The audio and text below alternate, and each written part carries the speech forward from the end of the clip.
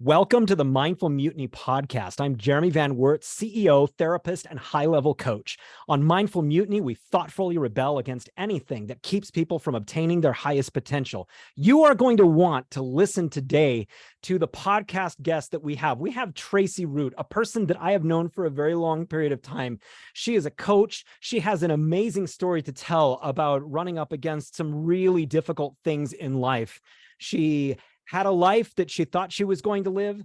Different things happened. She had to pivot. She had to be resilient. She had to change everything about what it is that life was to her. And what she does now is she helps people do that very thing and transcend all sorts of things. So today, the podcast is about the power of positivity, rising above during adversity. And when you feel lost, how do you continue to strive? So Tracy, welcome. Dang, that sounds great. Let's do that. Yeah. Hi, Jeremy. Thank you so much. I appreciate you having me. Yeah, absolutely. Tracy, you have one heck of a story that goes back a ways. So where did you grow up? Where was your kind of early life starting? Yeah, well, I always say that I grew up in Silicon Valley, but the truth is I went to 5 different elementary schools. So I grew up in a lot of different places. Many of them were in the South San Francisco Bay Area. I did have a little stint when we lived in New York for a short period of time. But, I always kind of felt like I was the girl who was new at school. Like I said, 5 elementary schools. Every now and then there might be 2 years, but sometimes it was just 1 year to school before we went on. My dad was in semiconductor sales with companies in the Silicon Valley in the early days of computers. Growing up in Cupertino, it's very funny. Listening to the Steve Jobs biography, I'm very much an audiobook person. Listening to that was almost like listening to my own history because he would call out things that were in Cupertino in the 70s when I lived there. So, Cupertino, Saratoga, different places in the South Bay, but never in the same house for more than a couple of years because my dad was moving up in his corporate ladder and we'd move to a better neighborhood and a bigger house or a nicer place. And so that formed a lot of those early years of always being kind of in transition, being able to manage change, being able to fold into a new community and a new environment. And I didn't really realize it, obviously, until these last 11 years or so being a coach, how much that formed my ability to show up in a room where I didn't know anybody before, or to stand out in a crowd where maybe people had never met me. Oh, my goodness. So you moved, you said like 5 or 6 times in the same general area. So 5 elementary schools, meaning that, and a couple times before that, we moved. So I went to kindergarten, one school here in San Jose, and then we moved to New York. And I lived on Long Island, New York for about 2.5 years. And as soon as I started getting that cute little New York accent, Dad toured the ball to me. Dad was not too happy about that. And we moved back to California. I don't know why. He never really told me, but I heard that was a rumor that when he'd heard me starting to adopt the Long Island accent, he decided we were moving back to California for whatever reason. So we moved back to Cupertino, and then he got a promotion and we moved to Saratoga. And then my parents got divorced and we moved back to Cupertino. And so between all of those different years, that equates to 5 different elementary schools.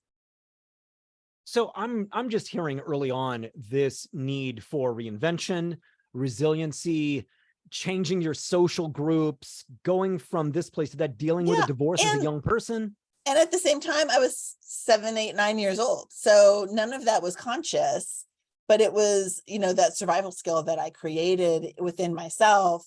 And honestly, like I get a lot of that from my dad as well. He was in sales. He was a very gregarious, extroverted kind of guy. Everyone loved him. He was super popular. And I know that a lot of my positivity and my resilience I got from him, even before I recognized that that's what it was in my life. So, looking back on it as an adult and recognizing the gifts that I got from my parents all those years ago, I know that a lot of that was because as the older child of 2, and moving around, you kind of do that in order to live your life.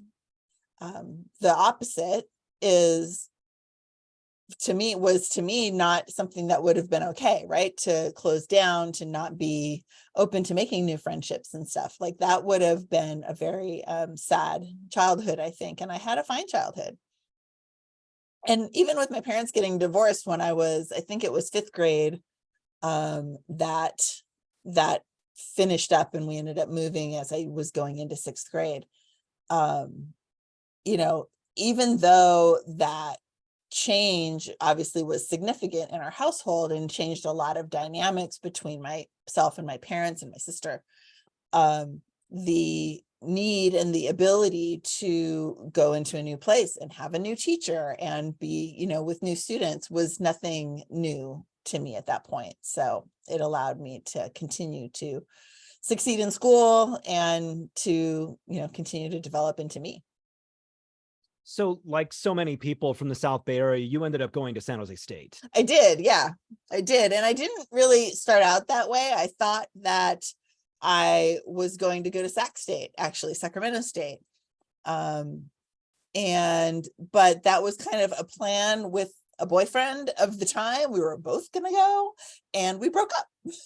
So it was a little dramatic because I thought that, this particular year, summer of 1990, I was planning to move to Sacramento, or to apply to Sacramento. I had one more year before I was going to transfer, and that relationship fell apart, and I didn't know what I wanted to do. I spent most of those years post-divorce living with my mom. And at the time, at that kind of time frame, I was living with some girlfriends in an apartment. I was going to transfer to Sacramento State, and that boyfriend and I were both going to go there. And since we broke up, I didn't know what to do. Called my dad, and I'm in tears. I don't know what to do. He's like, well, you could come live with us. And I was like, oh my God, thank you so much. Like, that was a dream, because I never had lived with my dad and my stepmom. Since my parents got divorced, I was always living with my mom. I mean, there was shared custody, but I didn't live with them. And so it was it was kind of the anchor that I needed when I didn't know what the future held. So the opportunity to go and live with them, and they had a room for me with like a separate entrance. I felt very, adult, and at the same time, very well cared for and kind of rescued out of a situation that I didn't know what the future held. Those early breakups are really tough. They really are dramatic. It was brutal. Tough. The world stops, and it's never going to be the same again, and everything. Well, it's interesting because, I mean, I'm not saying any of that to put any kind of blame on honestly, I should put the blame on myself, because I was a very bad person at the time. A big part of that was all my doing, but nonetheless, what the future held was now a mystery. And now that I'm as a coach now, it's one of those recurring themes that I recognize in so many people's stories. It's all about not knowing what the future holds, those not unmet expectations, but like just not knowing what the future holds. For instance, with the pandemic, these last few years, that's what every single person went through, is not knowing what the future holds, that lack of being able to predict confidently what's next in your life. And that's a theme that, was huge these last 5 years. It was huge for me at that moment. And those are, I think, those pivotal moments in our lives where it's like, I don't know what the future holds next, but I have to go forward. So what am I going to do? And that decision of what are you going to do, like, puts you on whatever that path is that you're going to take. And it's such that fork in the road. And sometimes it's not, sometimes that fork has 3 tines and sometimes it has 10. Like, it could be a really big fork. And until you make the decision to go down one of those paths, you have no idea what the future is going to look like. And so at that moment, when I decided to move in with my dad and my stepmom, it was just like that. I knew that there was a lot of safety there. There was a lot of like, if I do this, I know that everything will work out.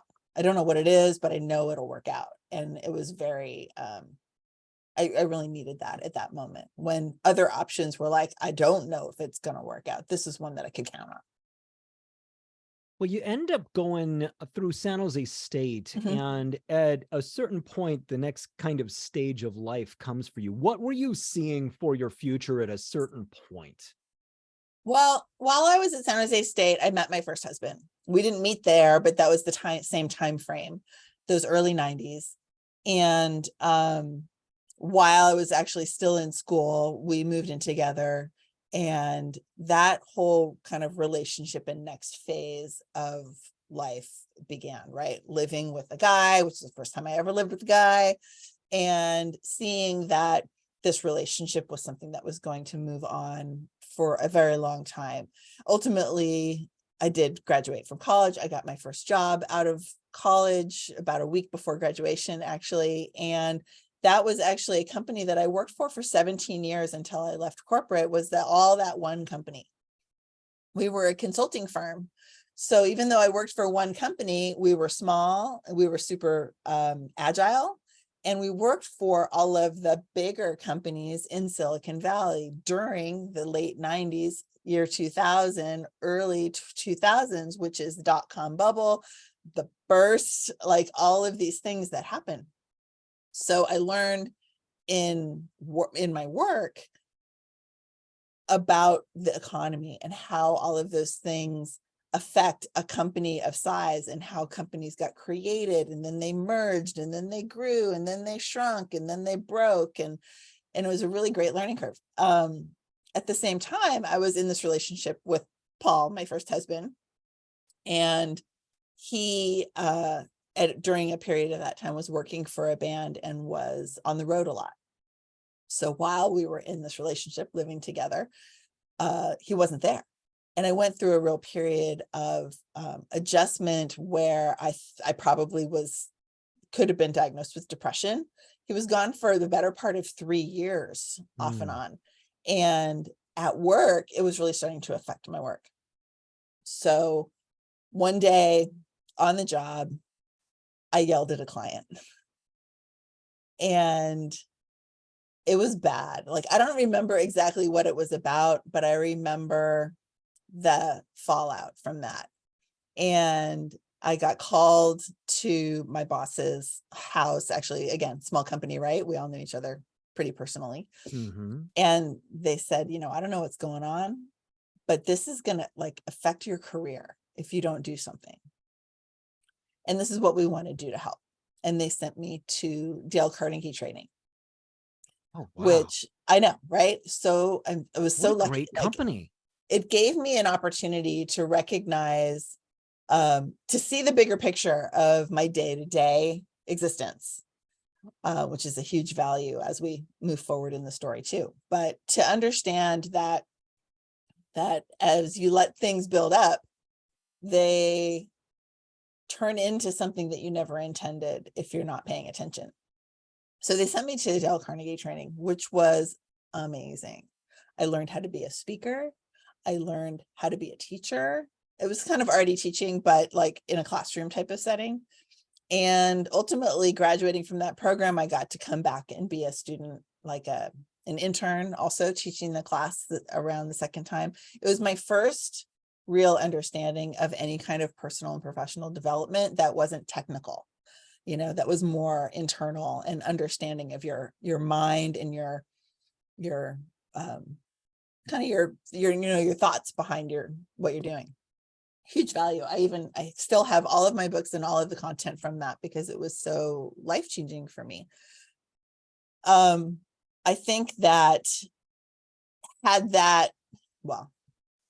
was about to say, had that not happened, things would have been different. Of course they would have, because every major event like that would send you down a different path. But it was a huge, I'm always very grateful for that opportunity to have taken that class. The company, yes, they saw that could really help me turn things around. And it did. I was with that company for 17 years. I left at a very high level, and I left because it was time for me to leave, not because opportunities were gone or, any other negative reason. It was just a lot had changed.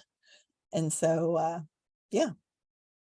I'm so impressed with a company who would recognize that an employee is beginning to struggle for Yeah, whatever reason. They're struggling. They've done something that is out of characteristic for them. exactly. And they sat down with them and started with trying to understand, and then offered a major benefit to you for all that you have done. That is frighteningly rare Mm, in the corporate world. And so this sounds like an amazing group of people that were yeah. around you, that wanted to support you, that really cared for you, and put a major piece of education in your path. Yeah, it's really true. And that company still is around. They're obviously have gone through a lot of changes. Like we were talking, I graduated from college in 95. I started there a week before graduation, and I think I may have been the first actual employee of the company, but they still exist. And the original founders have retired since then and stuff, but we did a lot of really great work over the years. And the one of the other really amazing things that allowed me to do was, since we were a small company working in kind of a consulting fashion, I never felt like I was a corporate number in a one of thousands, right? I was one of 15 or 30 depending on the year and how big we got that year. Right. So, we were always very small, yet we worked at these big companies. So we were able to bring an agility and an understanding of, kind of what's right, not what corporate requires in a lot of sense. And the companies that we worked for were, I mean, gosh, all the way, from Applied Materials and Hewlett Packard and all of the giants to companies that no longer exist because it was during the bubble in the 2000s. So, we got a lot of really great understanding and perspective from how different companies run each other. And I think that helps me in understanding my coaching clients who maybe are in corporate now and are trying to leave or have had their own corporate experience, and knowing that, all of those experiences are different, yet there's a lot of similarities no matter how big the company was. And so we get to help them, understand how that's affected them as well. So you're in this position here where you've got some depression coming from your situation at home. Paul is gone doing a touring group activity Yep. for a living. You're feeling depression and irritability at work, and this training program through the Carnegie institution, how did that affect your just overall well-being? Well, a big part of how everything kind of came to resolution is Paul went off the road. He was working for a rock band at the time, actually. Okay. And I told him what was going on, and I was just like, I need you to come home. And he came home, right? And shifted gears from what he was doing into doing other things. And he was always kind of the idea guy. I don't know. Did you ever get a chance to meet him? Did you ever know him? I'm not sure I did. I don't know if you did. So he came from New Orleans, very, very creative, youngest of 9. And just a super creative, unique human. He was the idea guy, and I was always the implementer, right? I'm the one that's working corporate. I'm bringing home the bacon, right? I'm working the job, and he's coming up with all the ideas and doing this creative thing. And, oh, let's start this. And, oh, let's do that. And what if we did this someday? Always ideas. And so I think without him there, I just kind of fell into a rut of nothing is interesting, nothing is good, and having him come home, of course, changed everything going forward. It wasn't too long after that we bought our first house. We decided to get married. We decided to start our family. Shortly after our first son was born in 2006, Paul was diagnosed with cancer. And we spent the next 4 years managing his illness. He was going to treatments. He had chemo, he had radiation. It went away, it came back, like all of the this experiences anyone's had with cancer pretty much happened with him, including that after a 4-year struggle, he passed away. Left me at home with 2 little kids. They were 1.5 and 4 when he passed. And I was still working for that same company that I was working for originally. So they had been with me from straight out of college, through this whole relationship, through getting married, through the kids, through his illness, his recovery, his recurrence, and his passing. So again, back to that company, I'm very grateful for, they were my family at the time, helping me go through everything. And after he was gone, I spent obviously the period of time shortly after that, the next year and a half in that grief fog. And for everyone, that amount of time is different and what happens in your life is different. But for me, it looked like I didn't have any family nearby. My parents that I'd lived with in college, they had moved to Florida. My mom, who I'd grown up with, had passed away several years before from cancer also. And so I was basically left to my own devices with a great job, with a great company, with 2 little kids. And that was where we were at. I would get up in the morning, take them to daycare, go work the job, come home, pick them up, come home, get them to bed, medicate with some junk food and some wine because I'm a mom, and go to bed and do it all over again every day for who knows how long. About 1.5 years after he died, I finally kind of woke up a little bit more and said, I'm going to have to do something different because this sucks. And it's hard, and every day is hard, and I'm tired of being in survival mode. Because I was still me inside somewhere, and I wanted to be energetic and positive and ready to, do all the things. But I was exhausted and it was really hard. So I decided that I would figure out how to start feeling better. Like I said, I had 2 kids and gone through all of that. So I had a lot of extra weight on me. I, was survival mode day to night and over again. So I said, if I do something about kind of feeling better about myself and my body, I will start to have more energy and start to feel better about doing other things in my life. And this is a pretty classic kind of weight loss transformation kind of story, right? You say, oh, I'm going to lose a bunch of weight and I'll feel better. And you lose a bunch of weight and you feel better because that's how bodies work. Excuse me. But the kicker is that I found this health program that helped me lose this weight that had a coach. And so this is how I found out about coaching. I was in the corporate world. In the 2000s, 2010, we didn't really talk about coaching in the corporate world back then, right? So I got a health coach, had success, and all of a sudden, everyone's asking me what I did. And my coach is telling me, you could help them because they're your friends and they want what you have. And which is kind of the theme of coaching, right? We help those who want what we have. I've had this success. I've learned these things. I'm going to help people learn the things that I learned. And so that's how I started coaching. This was in 2012. And I didn't know that coaching was the thing that was going to kind of be my next big fork in the road. I just knew that I was happy kind of in my body for the first time in a long time. I felt better. I had more energy, and people were looking for the same thing. So I started coaching them in what I was doing. And the other thing that gave me was a new access into personal and professional development again, because the coaching world is all about it. And I hadn't really done anything since Dale Carnegie way back before. So I started reading books, listening to books, I should say.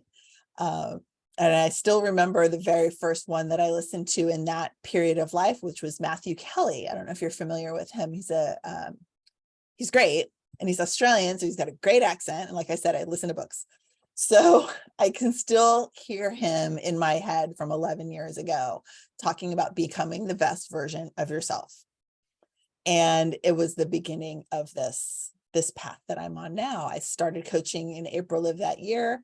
By the end of summer, I started thinking about maybe this could be a path to me having my own business where I could be more in charge of my schedule and be more available to my kids who were now in preschool and kindergarten, and I still never got to see them. And they didn't have another parent, and we didn't have any family nearby. So maybe this was a way where I could move closer to my parents, closer to Paul's family, who was in Louisiana, Florida's at least in driving distance, and change the way that my kids were going to grow up. Because the way that it is now is daycare. And that's like, it was that whole story, single mom daycare situation. So that's what I did. I decided that fall that I was going to move to Florida. I did the math on cost of living in California, cost of living in Florida, what I was making in my current job, what I was making on the side coaching as I built that business in the off hours. And when the scales tipped and I realized I could make enough money to live in a lifestyle that is something that I would be happy about in Florida, that I would make the jump. So I did. That December, we moved to Florida. So you have this naturally sunny disposition. You've always had this. And, as you're talking about this majorly trying time in your life, you're alone for this period of time of about a year and a half after your husband has passed away. You have to deal with the grief. You have to keep moving. You have these two small children that have to go through the grief that a little child goes through and everything like that. And through this period of time, you're having to come to a couple of realizations. Is the work and the life that I have sustainable? And trying to hold it together for as long as you can until you just realize, I can't do this. Can you talk about the kind of emotional kaleidoscope that you went through in that period of time? Oh my gosh, that is such a good word. I love that, because it's like a mess and beautiful all at the same time, right? But definitely a mess. Yeah, it was crazy. I mean, I remember, so this was in like 2010, 2011. So we're talking 12 years ago. And I remember driving in my minivan with the kids, or even without them, but even before Paul died, and they would stay at home, or someone would be there or whatever. And I remember driving in the car by myself crying, right? Because that was the time that I had to myself. Yeah. And after he died, that time to myself crying was like talking to him. Like that was my time to process a lot of the thoughts and feelings that I was having that I didn't have anyone to talk to about. And I didn't have any time when I was just by myself to do it. So it was while I was driving in the car. So that's a big piece of that kaleidoscope, is like being in the car, just, okay, I'm going to let it all out right now, because as soon as I park the car, I got somewhere I got to be and something I got to do. I also, one of the great things that happened as he was in his last 6 months or so, my second child was a year old that December, and Paul passed in May. So over the course of that ending period, we were having a lot of visitors. Family was coming to visit. We knew that even though Paul was going through treatments, he wasn't ever going to be cured. It was all about how long is he going to last. And so people were visiting, because that's what you do when your loved one is terminal. And so that's also like one of those weird pieces of the kaleidoscope, is people were always coming and going, yet I went to work, I had 2 kids, like there was a lot of, it's a lot of blur. And so the whole messy beauty is that a lot of it, I don't really remember a lot of details. It's the idea that it all happened and we made it through, but I don't really remember how awful it was, except for a couple of key moments. And so, you have to, as someone who's gone through that grief and other grief, what I always share with people who are struggling in that way is that it just is what it is. And you can't make it be different. You can't make your experience be something. You have to just navigate through it until you can see what it was before. Like you can't, it's the whole being able to know what's coming. You can't know what's coming. You don't know how you're going to feel tomorrow. So be in the moment today, and you'll know by tomorrow that it's different, because it's always different every day. Is there a role that spirituality played for you in this period? Well, I mean, it did. And it did. Not a huge role. I actually did go through the RCIA program to become a Catholic before we had kids. That was kind of one of those, hey, we lived together, we bought a house, then we got married. Then I decided that if we're going to have kids, I should convert. And I didn't have really any religious background growing up. Church a couple of times when I was young, type of thing. My parents weren't devout at all. So, but Paul grew up Catholic, youngest of 9, as I mentioned. So I decided, okay, I'm going to do this. And that happened, so that happened. I got baptized. I went through the RCA program, all that stuff. That was great. And we went to church regularly, especially when we lived in the mountains those last few years, every Sunday. And the church was wonderfully supportive during Paul's illness. We had his funeral there. We had 2 funerals actually for him, one at our church there in the mountains in Los Gatos, and one in New Orleans where his remains were interred. So, I can't say no, it didn't have a role, but being brought into the church later in my life, I think that was really just like a piece of the journey that had always been, which was, I always believed in God. I always had this, spirituality to me that didn't have a definition. It just was. And while I was baptized Catholic, I think that always still felt the same deep down, was okay, like Catholicism is beautiful, and look at the churches and the history and the what do you call it? The rituals and all of the ceremony of it. But that was more like icing on the cake, and the cake was still just in me, if that makes sense. I've never used that cake analogy, but that's what came out. So it really was just more about being able to kind of anchor myself in whatever moment I was in, whether that was I'm talking to God, or I'm talking to my husband who's dead, or I'm talking to, the sky in front of me shaking my fist because I'm angry. Who knows? So, yeah. So you've spent all of this time with this company. It was very good to you. Mm-hmm. Everything in your personal life has changed.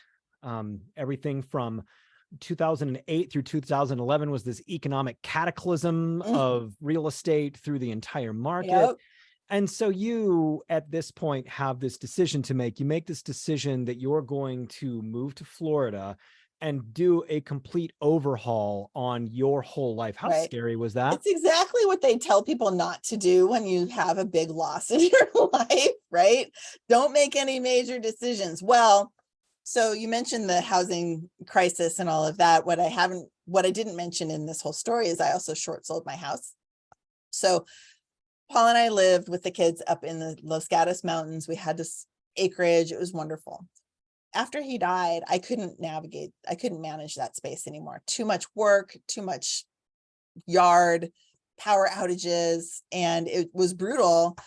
It was a bummer to have to sell the house, only partially because it was a dream to live. It was beautiful and we had a view and it was wonderful. But Paul was the one who took care of the property. And I went to work and did the job. So without him there to handle the property and deal with the generator when the power went out, because that happened a lot. I said, well, I'm going to have to sell this house. And if this is 2010.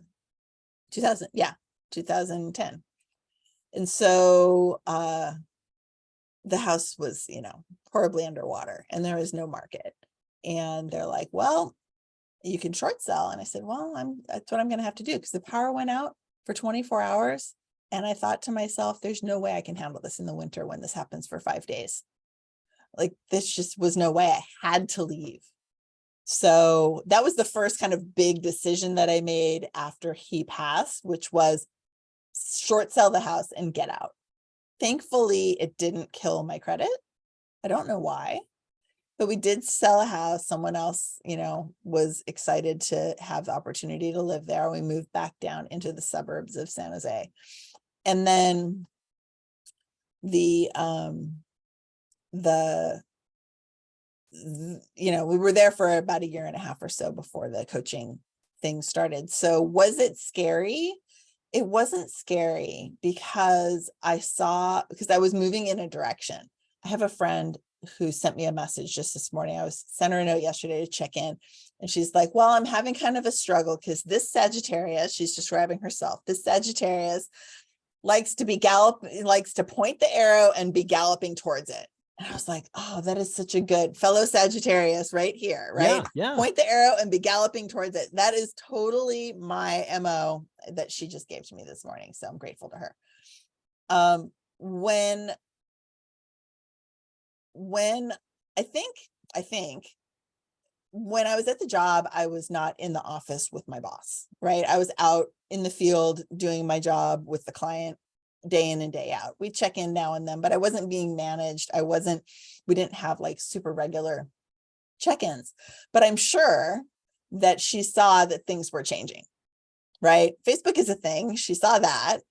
And, and then I went on vacation and then I came back and, you can still tell when someone's energy is shifting.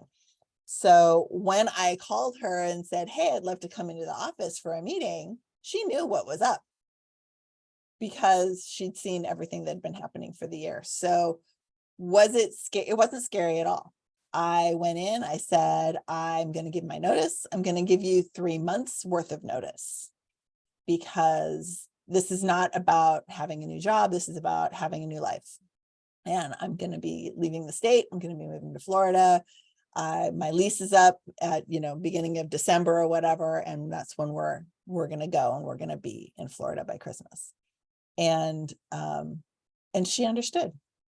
She'd been my boss for 17 years. She knew me and she knew that it was time to make, an adjustment that will be for our future. So it wasn't scary at all.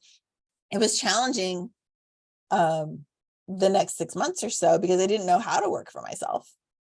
As a new entrepreneur, the first 6 months of coaching, I was still working corporate. It was all just on the side.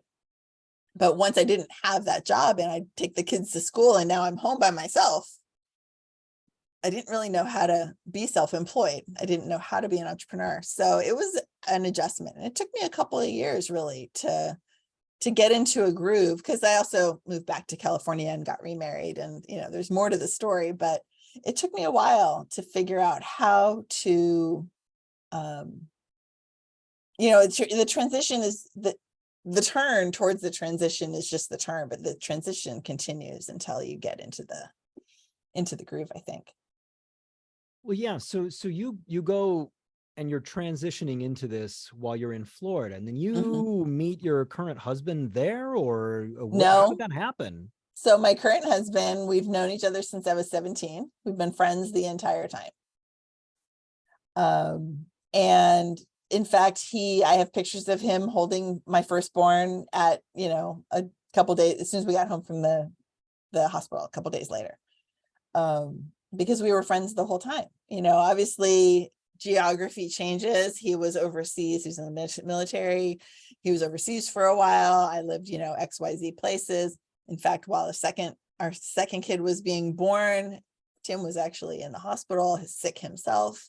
So, life throws a lot of curveballs, but he and I were always close from 1986 all the way till now, till today and onward.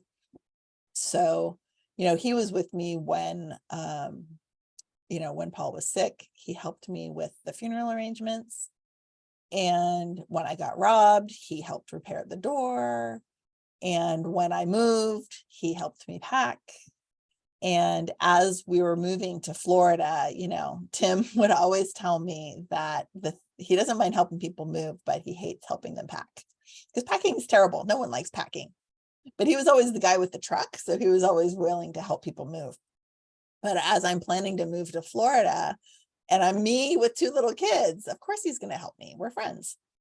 But as we get closer and closer to the date, excuse me, closer and closer to the date of our actual departure, it started to become apparent that this separation of our friendship was going to be more than just see you later. And basically, as we were leaving, we're just like, this is a problem. We already had a house leased and airline flights scheduled, yet we didn't want to be separated even for another day. So we ended up doing the long distance relationship thing for the next 6 months or so. And he came out to visit like a month later, 2 months later, back and forth. And by the end of that next June, 6 months later, we were engaged. And the kids and I said, well, time to pack again. Because, when we moved to Florida, we did it in the middle of the school year, like Christmas break. And so my oldest, who was in first grade at the time, had to split his school year, right? And you know how if you join a school and having gone to 5 elementary schools, I was like, oh, he'll be fine. 5 elementary schools, it's all fine.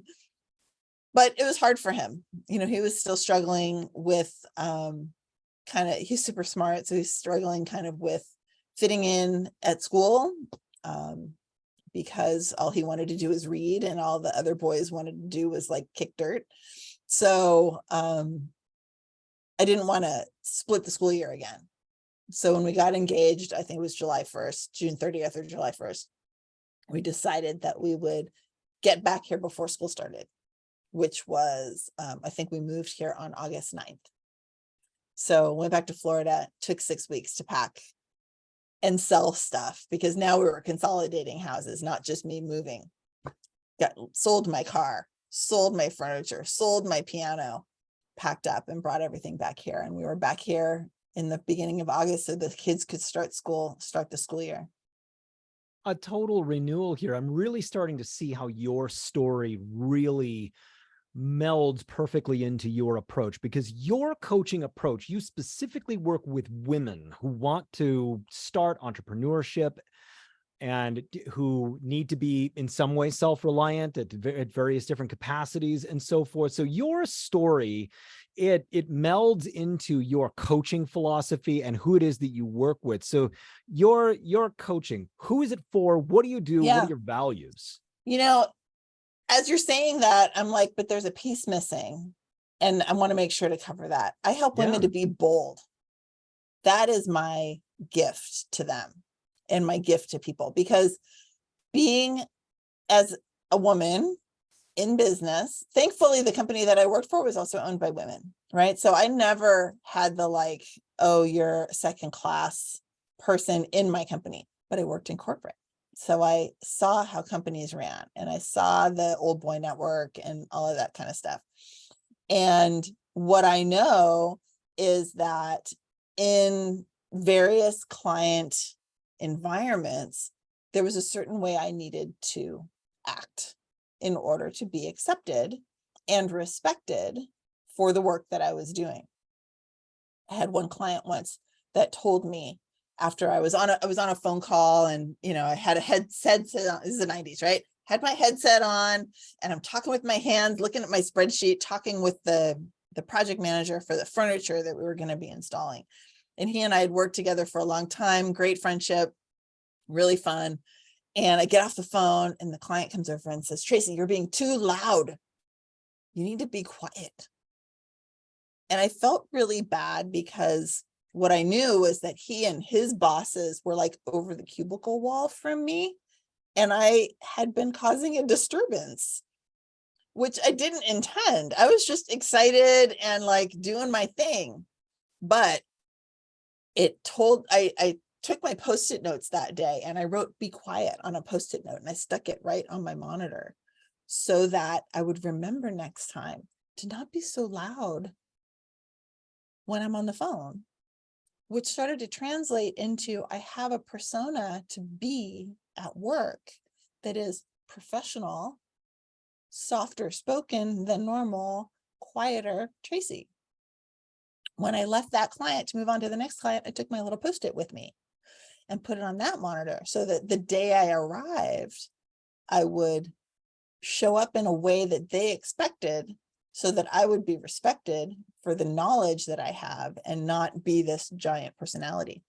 So the women that I work with often have felt that very same way, that they need to fit into a box in order to be accepted in work, that if they're too loud or speak their mind too much, that there is a too much, first of all.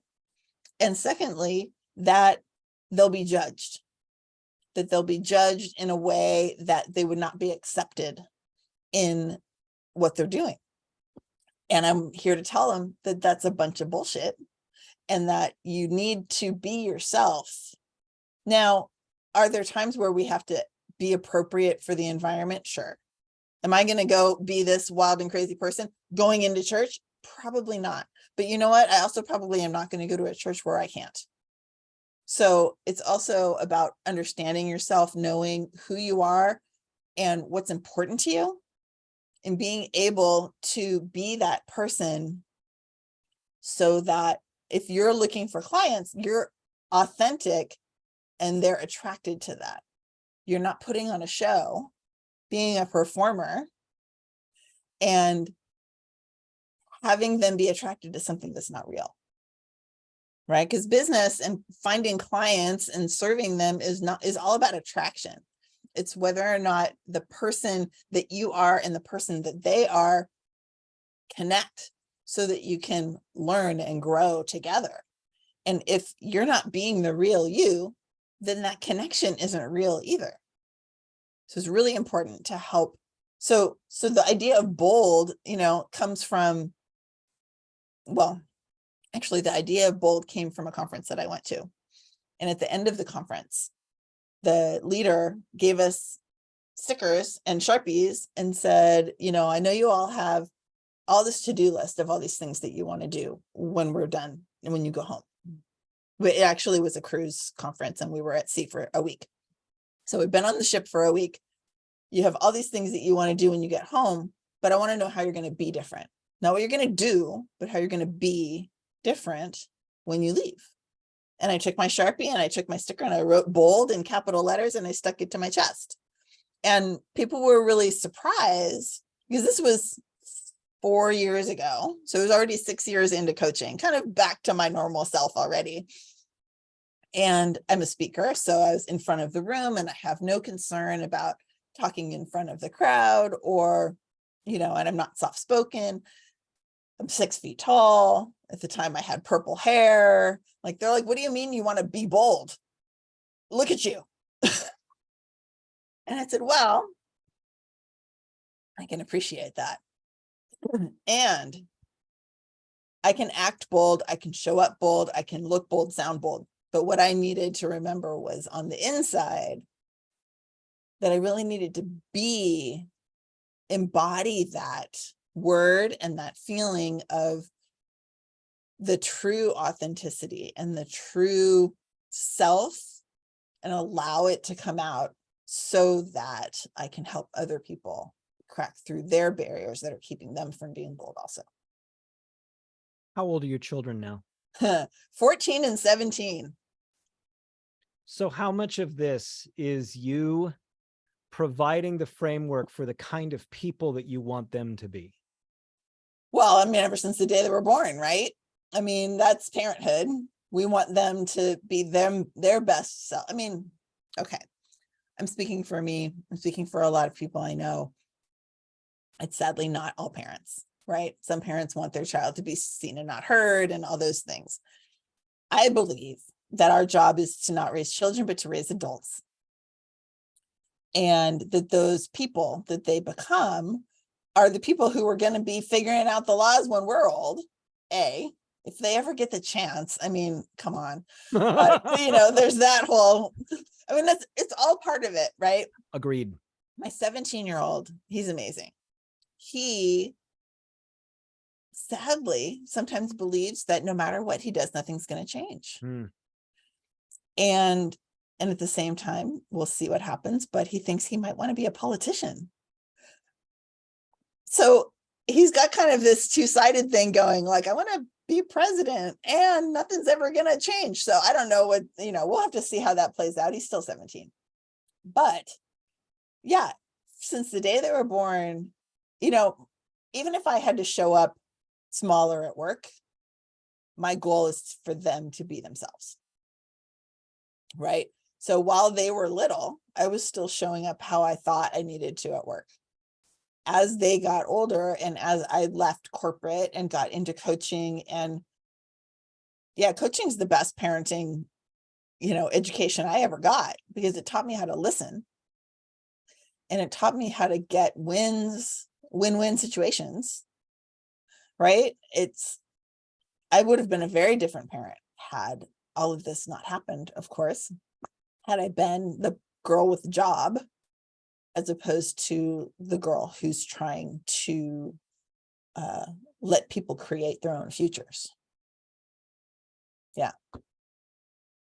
My goodness. Like I'm really in awe of your whole story here, because a lot of these things, they all happened at once. It was this couple of years period of time in there where you pretty much lost almost everything that there is, and then made a decision to go in a different direction. And it's seeped into the identity for you. You no longer have to tell yourself to be quiet, to be a cubicle person and everything like that. You are bold and you help women to really speak out and not only discover their power, but live by it. Yeah. And also kind of be that light, not only for them, but for your children as well.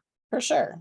Yeah. I mean, first for my children, no offense, clients and friends and family, but first for my children, because that's the most important job I have. And, knowing that, every day is an opportunity for learning for someone, right? When, we've had so much happen in the political arena these last few years. Every time we have something good that happens, I'm there to highlight it for them, right?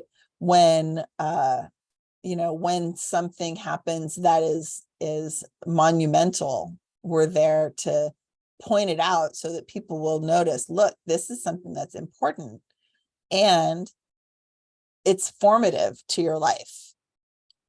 And I think that's a big part of, raising kids, but also helping my clients, is the things that happen in our lives form our lives.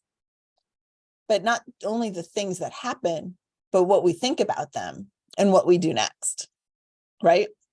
We have a woman vice president inaugurated. And I remember sitting on the sofa watching that, thinking to myself, wow. And it's another step in that history that is formative for our lives. I don't know how that's going to play out with anything in the future.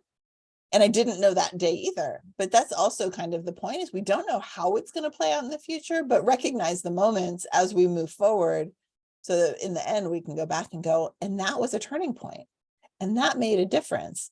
And this happened and that happened. And it's all part of the path that we're on as we go forward. For sure. How has fear and anxiety played into your story? Have you had to fight that, or has that been a part of things? Well, yes. Excuse me. For sure. And, I think that the fear and anxiety type of reaction for me has come at the times where I needed support, right? Where I didn't know how to ask for help. And I definitely didn't know how to receive help. This is why I have a community. And it goes back to 5 elementary schools, right? I was on my own. I had to figure out how to navigate being the new kid all the time. I didn't have a support circle. I mean, I had my parents, but then I didn't have my parents because I got divorced, right? So I really was very much on my own. Even when Paul was sick, we always said it was like him and me against the world. Very small circle, like him and me, and then a baby, and another baby, and a couple of friends, one who is now my husband, right? So small circles, meaning that it took a lot for me to, and it probably goes back to the divorce stuff and all of that new kid stuff, is that you couldn't really rely on a large circle of support because that circle was always going to change and be gone. So this is where you get into the therapy part. Thank you, Jeremy. But, the benefit of all of it is, like we always said, that resilience. So I needed to figure out, and this is where coaching took me too, if I'm going to help other people, I better figure out how I value help. Because if I don't value help, how am I going to help other people? Like, I can't value my own help if I'm not accepting of help. Like, so there was this whole education and realization that came to me as I started coaching and understanding how I was holding myself back because I was unable to ask for and receive help for myself, yet I was trying to help others. And once that all started to kind of make sense, things really started to change. I remember after Paul's funeral, we were at church one weekend, and there was a woman there who came up to me, and, they all knew who I was. 2 little kids, tall blonde lady, dead husband. Everyone knew. And she came up to me and said, "Hey, I am starting a catering company, and I'm trying all these recipes and have all this food, and I don't have anything to do with it. I'd love to be able to give you and your kids some of that, if that's helpful to you." And I thought to myself, oh, I could never.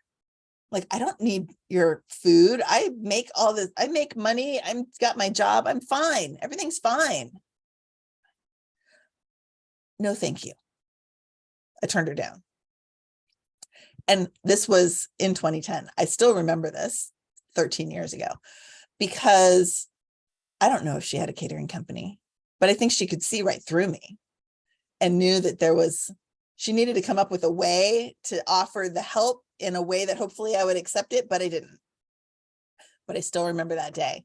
And that's a story that I go back to on and on, that, like, you know what, it would have been really nice to have said yes and to have accepted that help and had whatever it was that I could just put in the microwave and feed my children and myself. Of course, they probably wouldn't have eaten it because they were toddlers, but myself. And in hindsight, it was a big aha for me to recognize that my inability to receive the help that was offered to me was something that was holding me back from being more generous myself. So that was a big aha. So that's all about fear and anxiety, fear of looking weak, fear of people thinking that I don't have it all under control. Right? This is all when I was a perfectionist. And I mean, things have changed a lot since then. And, sometimes they're not as different as you think they are.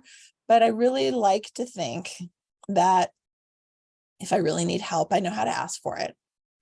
And if I, and that what's important in your life in order to be able to do that is community.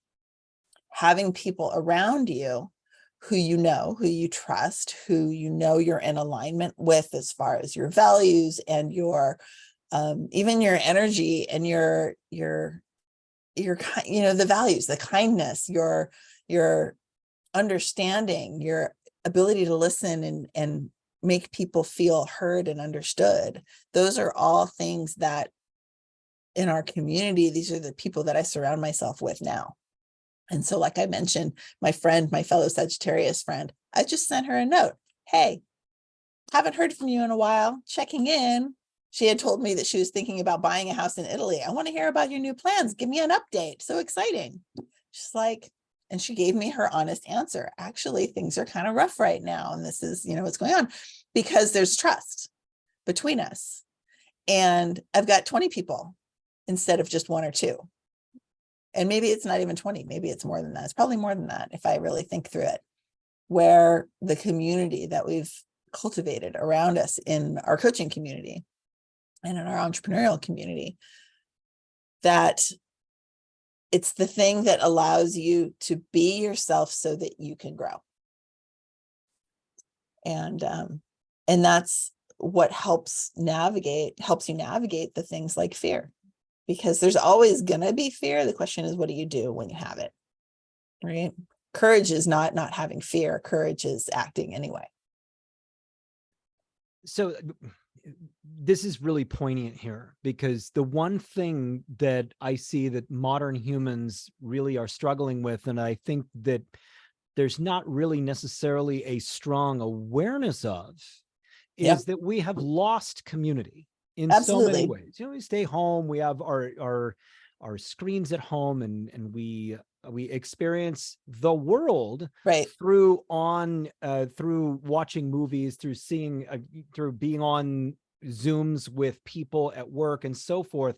But the home community, the community of people around you that are like-minded to you, in general, I'm not seeing most people being engaged with a real, true community of supporters that have what is considered a mastermind of success, support, being there for you. And you've created that in your coaching space, and you have that. And so that people are actually getting that kind of go, I'm behind you kind of support.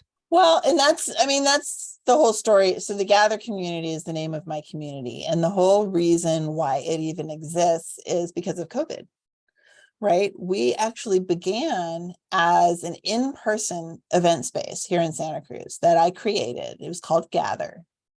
And Gather came to my mind, the idea of creating an in-person space where we could do group activities, workshops where networking can happen, things like that. I was health coaching at the time still, and I wanted to be able to have what we called healthy happy hours, right? Get people together, talk on a topic, have some healthy snacks. Life doesn't have to be about drinking and business cards, right? Just let's have life. And so I started thinking about creating this space, and what came into my consciousness, or whatever, my awareness at the time, was a Gallup poll that had come out recently. And living here in Santa Cruz, as you probably can imagine, we're here by the beach. It's beautiful sunshine right now. The Santa Cruz population scored very high on this poll in health and wellness, right? I don't know if it was health and wellness. I think it was the health and wellness poll, but like physical activity, healthy eating, all of these components of wellness. And the thing that they scored the worst at was community. And knowing Santa Cruz and having not been a native here, but a transplant, and kind of learning about the community as from an outsider's perspective, I could see that. I could see that groups were relatively small, unless you were like a surfer. And then like the surfing community is your community. But if you weren't a surfer, it's hard to get in, right? If you weren't born there and born into it, it was hard to get in. And I was finding that as someone new to town, it's kind of hard to get in if you weren't already here. So I decided I wanted to make a space that would bring people together. As a newbie, I wanted to bring in everyone that I could so that we could start to grow community together in person. We all thought at the time, we need more in-person community. Well, we opened in October of 2019.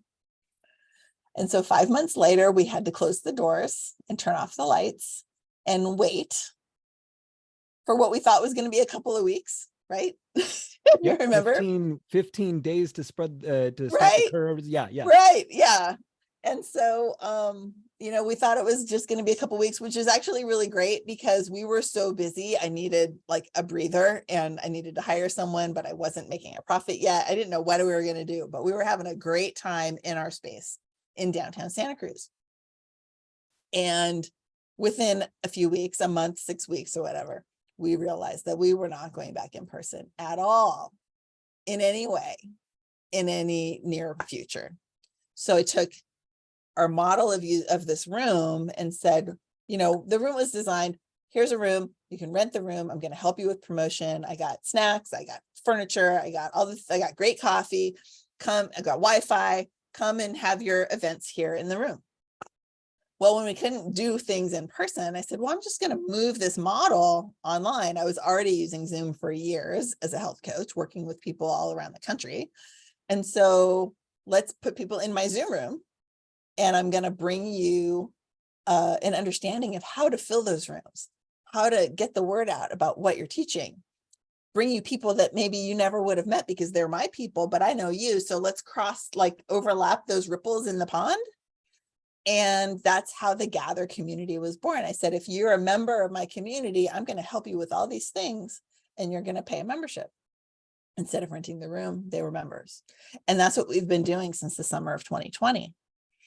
And it's allowed us to no longer be bound by geography, but to keep connections all around the country, North America, globally, really. I mean, time zones are a thing. So, we don't have a lot of people in India or, Eastern Europe, but some people from the UK. And it means that we're not bound by geography, that we can reach people all in all these time zones, even though we've never met them. We can meet new people, even though we never would have met them. The only reason we can is because we've created a community that's online, that's irrespective of any kind of geographic boundary. And it's 3 years later, we're still going and we're growing. Really well done with changing it up and adapting to the situation and figuring out a means for growth in this, because that's what it's had to be in the last couple of years to actually survive in times like well, this. that's, that it goes back to, we never know what the future holds. Right. I mean, from summer of 2020, we knew we weren't going back in person anytime soon. We get to December and man, the winter was brutal. We get in the spring, it's like, oh, maybe we could do things. Maybe we could do something. Maybe we could do, oh no, we can't. Here comes Omicron or whatever came next. And oh, this is getting better. Oh no, here comes Delta. This is going to be that win, So there kept being something new that kept us from going back. And finally, everyone realized that there's never any going back. You can't ever go back, even to last week, because that's past, right?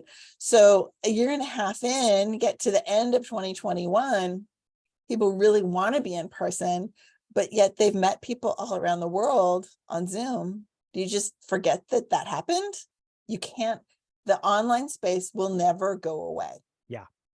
It just won't. We are changed.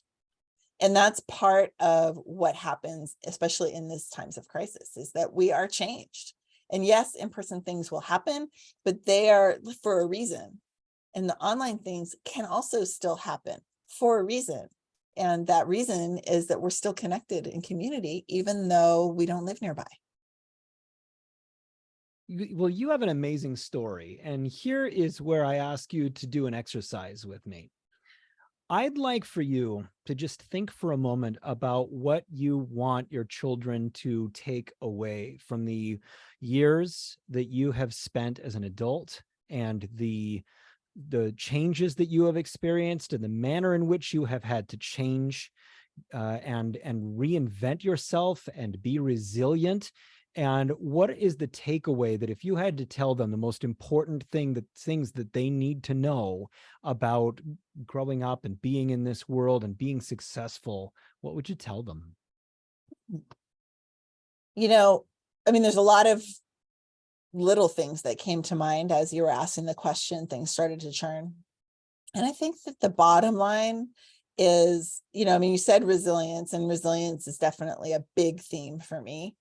but also decision, that you get to decide what's next, right? You get to choose what happens, or not what happens. You get to choose how you respond to what happens in life. That's something that a mentor said to me a long time ago, and it really helped me start to shift. When my kids were young and I was making them lunches every day for school, which, any parent can tell you is just the worst.